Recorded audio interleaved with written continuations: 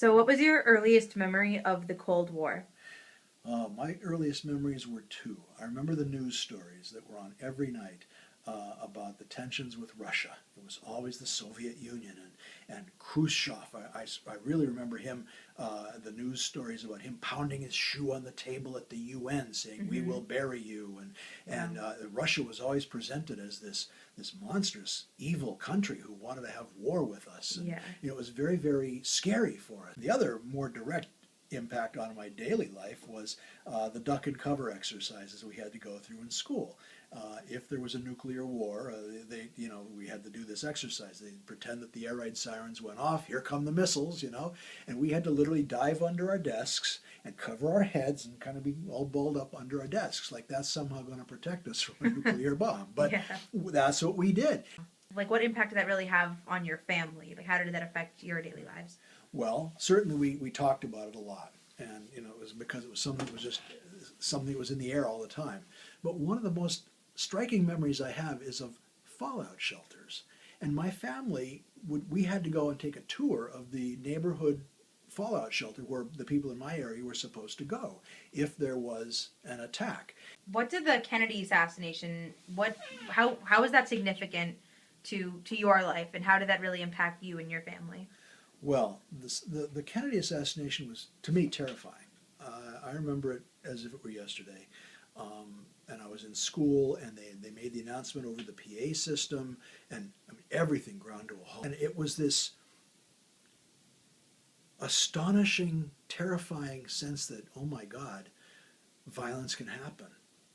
Because we had not had a real war going on since the Korean War in the 50s, and so most of my younger childhood was relatively peaceful, except for the tension of the Cold War. But then suddenly it erupted into real violence when Kennedy got shot, and nobody knew who did it at first or why it happened or anything. And it made life feel unstable. Oh my God, if the president can get shot, anything can happen. So it was very, I found it very scary personally, and I know my family did too. It was a horrible, sad thing because he was such a popular and well-loved guy. People love this president. So, on kind of a lighter note, in the obviously the '60s were a really big time for revolution, and it was a revolutionary time for music. And how do you think that this change in music really affected the average American family? We'd watch Ed Sullivan on Sunday nights. That's where I saw Elvis, and I remember they only showed him from the waist up because he was gyrating and shaking too much. And at that time, we didn't have that much awareness that rock and roll was based out of the original black rhythm and blues type music. And in fact, as we look back on it now, I think it was relatively whitewashed. They really kind of made sure that was not part of what popular music was. And then there was this growing awareness of black music, but it had been kept out of our lives. Pop music was considered a white thing, except for Nat King Cole, I guess. The black influence was very small. By the early 60s, however, soul music became very popular, and the influence of black musicians and black music and writers started growing. And so music as a revolutionary influence, I think, was partly out of the black rhythm and blues experience, but it was our growing realization in the 60s that, oh my God, there was more black influence than we ever knew back in the later 50s and the early 60s. And so I think that actually fed into the sense of revolution. Can you kind of describe your experience and understanding of racial tension in America during the civil rights movement? I used to watch the news a lot, and it was all over the news all the time.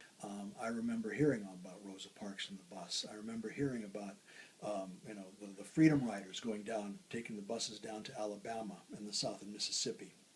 I remember George Wallace, I can see it clear as day, the images of George Wallace flanked by these Alabama state troopers blocking the door to the university for these black students who wanted to go to school. That's all they wanted. And I remember having discussions about about the whole issue with my grandfather and my father, who they thought was horrible. I was very lucky. I was raised in a relatively unbiased family. They thought it was terrible. That they thought these people should be allowed to go to school or ride the buses. They couldn't believe the amount of overt prejudice that was being demonstrated down there. Well, I don't think it directly touched my life up in Erie until later in the 60s, as things got more and more tense, and there were some racially based riots in Erie Pennsylvania, down in well, quite frankly, the poorer sections of town, which clearly were dangerous and we had to stay away from.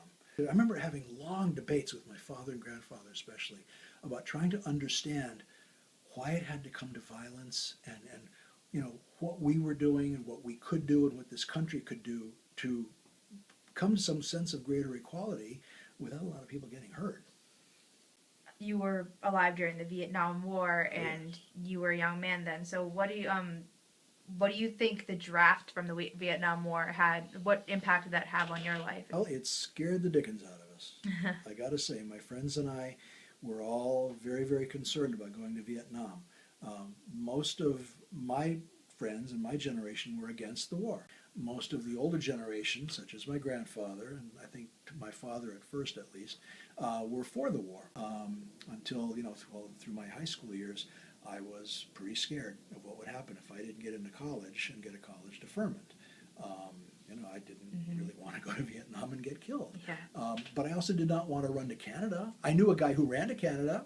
A guy left high school, really? And I never saw him again. Just to escape the draft? Oh, yeah. He did not want to get drafted, and he also did not want to support a country that fought the Vietnam War. He didn't want to support it that way by being a citizen anymore. So overall, kind of throughout all the things that you've experienced in your time in the 60s and everything, how would you think it's fair to say that you and your family have shared the American dream? Yeah, I think so. But the American dream, as I understand it, it's the old thing about if you work hard, you'll make it, and you can get a better life than your parents had, and hopefully your children will have a better life than you had. Yeah. And I remember my dad always worked hard, and they instilled that value in me to work hard and save your money and do all this kind of stuff, try to be the good citizen kind of thing, and that will get you somewhere in life. And that's the American dream, that everybody can make it if you take your opportunities and work hard. Wow, exactly. So kind of going along those lines, like, do you feel that the revolutionary times of the 60s has kind of changed you in any way as a person? Oh yeah, absolutely. I was very, very much shaped by my experiences and what I observed and went through myself in the 60s, no question. I think what happened in the 60s gave us that appreciation, and now that my generation is the adult generation, the older generation now, I like to think that experience of the 60s, we were able to take that, and that formed the basis for what I think were the sweeping changes that ended up coming over the next 30 years. So as you well know, the 60s were a time of much political violence with, many race riots and assassinations. So did any of this violence ever touch your life in any way? I was in several situations where I felt I needed to be very careful. I mean, I went to one of the big marches on Washington to protest the Vietnam War. Oh, really? Oh, yeah. And there were places you had to stay away from. There were also situations that you thought could blow up. I think the main thing that it did was it gave us all a sense of being aware, a sense of being careful, a sense of realizing that at any time people's passions could blow up into violence. We've been talking a lot about violence and negativity, but despite all that, would you say that the 60s had any positive aspects, and was it a nice time for you to grow up? Oh, absolutely. I mean, I think the music was fantastic, I gotta say. And and that's something that I think changed the way we view music as well. And the other thing to me that was a real positive about the 60s was the space program.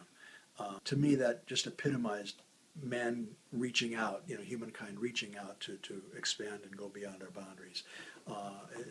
It started, quite frankly, with the Cold War, because the Russians put a satellite into orbit before we did. It was called Sputnik. And that prompted then President Kennedy later to say, we are going to go to the moon. And it was very inspirational. Oh my God, people thought that was incredible. Next thing you know, we're landing on the moon. To this day, I remember watching a moon landing on television with my family. Neil Armstrong stepped off and landed on the moon. Amazing. And to me, that was a kind of optimism and just a positive, such a positive thing for humankind to be going beyond its boundaries and really stretching out that way. And it felt like there were positive things that could happen out of this era. Wow. Great. Okay, well, thanks, Dad. Okay, you're welcome.